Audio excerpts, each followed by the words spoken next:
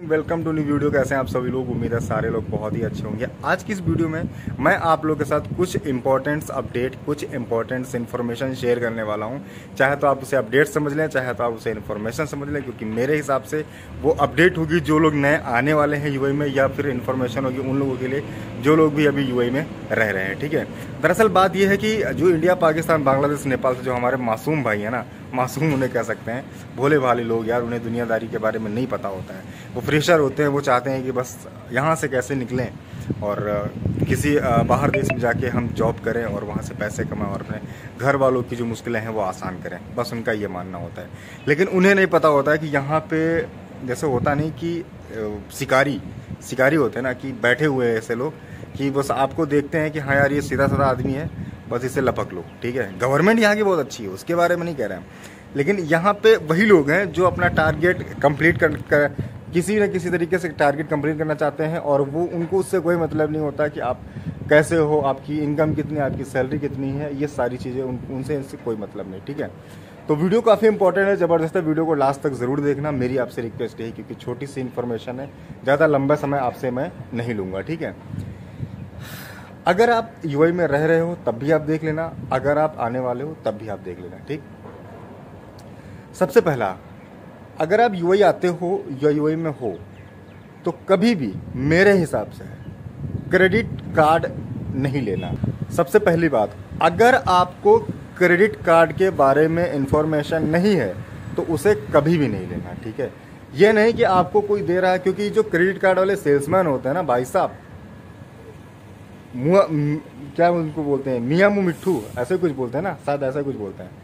मतलब इतनी मीठी मीठी बातें बोलेंगे ना आपको कि अब आप सोचो कि यार इससे ज़्यादा ईमानदार तो पूरी दुनिया में साला कोई होगा ही नहीं, अब ले लोगे। ठीक है, लेकिन जब वो ले लोगे उसके बाद फिर वो बताएगा वो कितना ईमानदार है। क्रेडिट कार्ड की इन्फॉर्मेशन नहीं है तो मैं आपसे यही रिक्वेस्ट करूँगा कि उसके बारे में आप सोचें ही नहीं।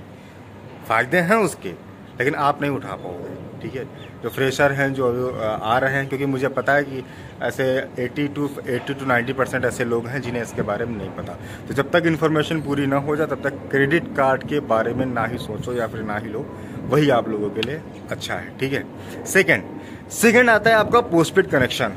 अगर आप यूएई में रह रहे हो और आप नेट वगैरह चलाते हो तो जाहिर सी बात है, अगर आप आउट में रहते हो, आउटर में हो और आपको नेट की इन्फॉर्मेशन नहीं है तो आप कहीं किसी मॉल में गए, कहीं एयरपोर्ट पे गए, कहीं बाहर हो, तो सिम कार्ड लिए लोग जो सेल्समैन होते हैं उनका भी बेचारों का भी टारगेट होता है।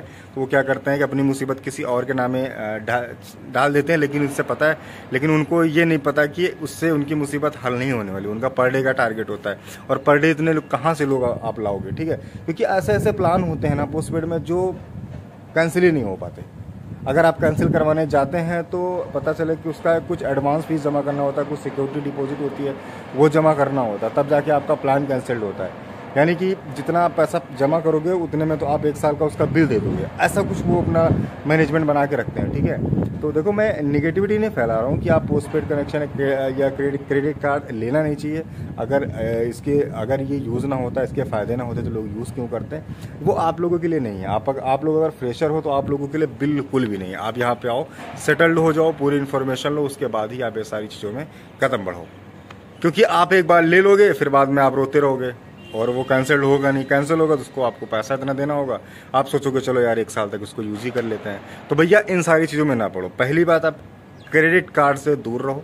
अगर आपको ज़रूरत नहीं है तो बिल्कुल ना लो। पोस्टपेड कनेक्शन की भी आपको ज़रूरत नहीं है, बिल्कुल भी मैं आपको डिनाई करूंगा, उसे लेने की आपको कोई आवश्यकता नहीं है।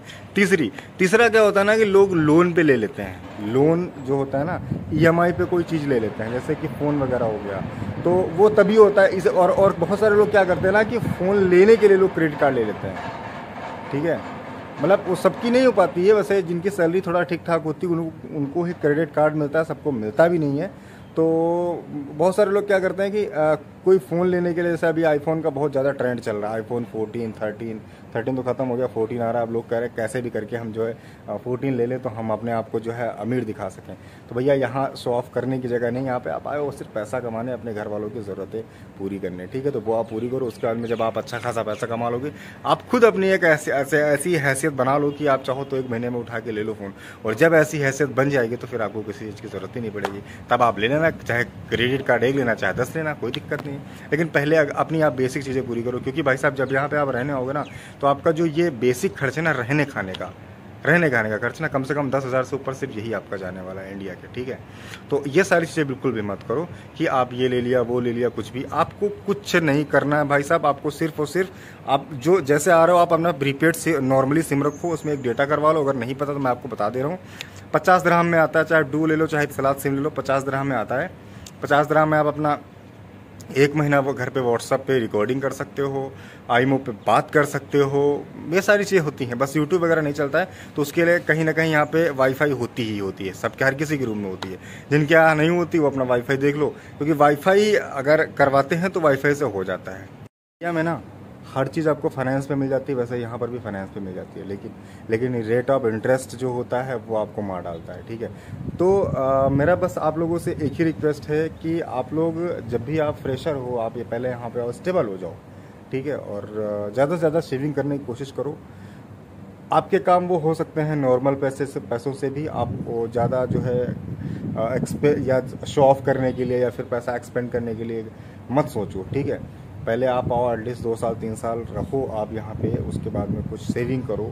सेविंग करने के बाद फिर आपको चाहे तो इलेक्ट्रिक का कोई भी आइटम्स लेना है, आप कैश उठा लो, क्या दिक्कत है।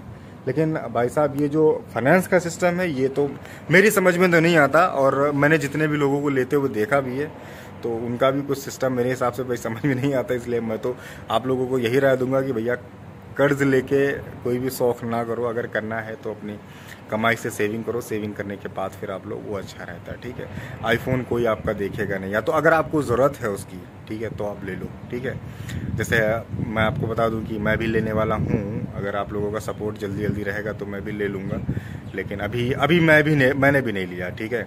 अब मैं आपको बता दूं कि मैंने नहीं लिया, लेकिन अब आप लोग आइडिया लगा सकते हो, मैं यहाँ पे काम भी कर रहा हूँ, मैं यूट्यूब भी कर रहा हूँ, तो चाहूँ तो मैं ले सकता हूँ, लेकिन नहीं ले रहा हूँ। मैं सोच रहा हूँ जब तक ऐसा काम हो रहा है थोड़ा और सेविंग हो जाए, थोड़ा और सेविंग हो जाए, थोड़ा और सेविंग हो जाए, उस चक्कर में और पोस्टपोन होता रहता है। लेकिन अगर ऊपर वाले ने चाहा और आप लोगों का अगर आशीर्वाद रहा तो जल्द जल्द लेने की कोशिश करेंगे। अभी लेने का कोई पक्का नहीं है, बाकी तो छोड़ देते हैं ऊपर वाले के हाथ में। लेकिन आप लोगों से बस यही निवेदन है कि आप लोग अगर आप यूएई आते हो तो यार ये गलतियाँ बिल्कुल भी मत करना।